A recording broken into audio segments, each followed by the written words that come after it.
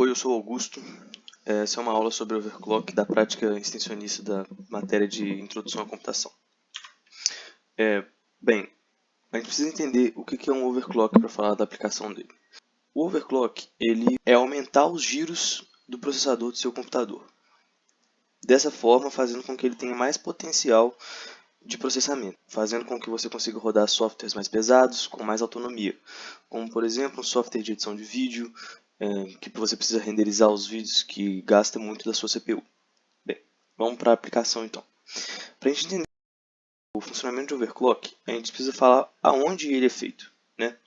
E quando a gente fala de overclock, todo mundo já pensa direto no processador, porque é o componente mais famoso e que onde ele é mais recorrente mesmo. Mas o overclock pode ser feito em qualquer componente do computador, seja a memória, placa-mãe, processador, até mesmo na fonte pode ser feito um overclock. Quando é possível realizar um overclock? Ao contrário do que a gente imagina, não são todos os computadores e componentes que suportam overclock. Existe uma classificação de componentes que eles são divididos entre low, mid e high, sendo dessa forma o mais barato, um preço médio e um preço mais elevado. O low, que possui um preço mais barato e é mais acessível, normalmente são para computadores de escritório, computadores residenciais, que não têm a utilidade de algum software muito pesado. Eles não precisam estar sempre sendo constantemente utilizados por softwares pesados. Nesse caso, não é possível fazer um overclock, pois ele não suporta, porque o overclock é feito dentro da BIOS do computador, e a BIOS é configurada pelo fabricante. Neste caso de peças mais baratas, menos poder de processamento, o fabricante não permite que o overclock seja feito, portanto não existe a configuração para fazer um overclock na BIOS. Já as peças MIDI possuem a possibilidade de fazer um overclock, e elas possuem essa possibilidade porque elas já são desenvolvidas com mais tecnologias, então já possuem um sistema de resfriamento melhor, elas possuem uma melhor comunicação com as outras peças do computador, já possuem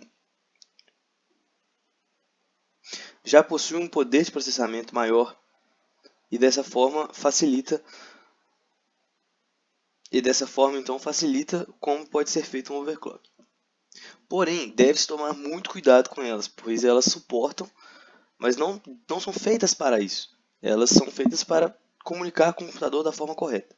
Quando se trata de peças high, aí o assunto já muda, pois essas já são feitas pensando que pode haver um overclock.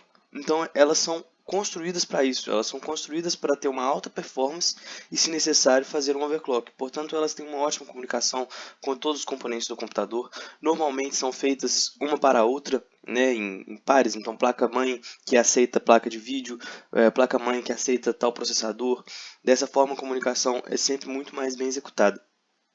Além disso, elas vêm também com uma melhor construção, né?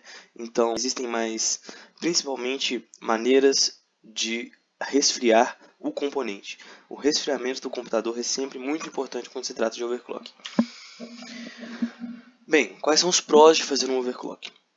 Se o usuário está pensando em fazer um overclock, quer dizer que o componente que ele está usando já não atende ele mais. Nesse caso, o benefício do overclock é de fato a resolução do problema dele. Nesse caso, o benefício do overclock é sempre o aumento do poder de processamento para determinada função. Quais são os contras de um overclock? Quando você faz um overclock, você aumenta o giro do seu processador. Constantemente você faz ele trabalhar mais e mais e mais e mais, o que gera energia. Energia é convertido em calor. E calor é um dos principais culpados pela maioria dos problemas que a gente tem em hardware de computador. Então, o aumento da temperatura é um problema. Mas isso pode ser contornado por coolers, water coolers. Existem maneiras de diminuir a temperatura da sua máquina como um todo. A diminuição da vida útil dos componentes é outro problema que assola o overclock, porque você está constantemente exigindo mais daquele seu componente, então ele perde a vida útil dele. Ele vai fazer mais trabalho em menos tempo e vai durar menos também. O overclock, no geral, que é uma prática de risco executado de maneira errônea. Ele deve ser feito minuciosamente, com calma e de maneira correta.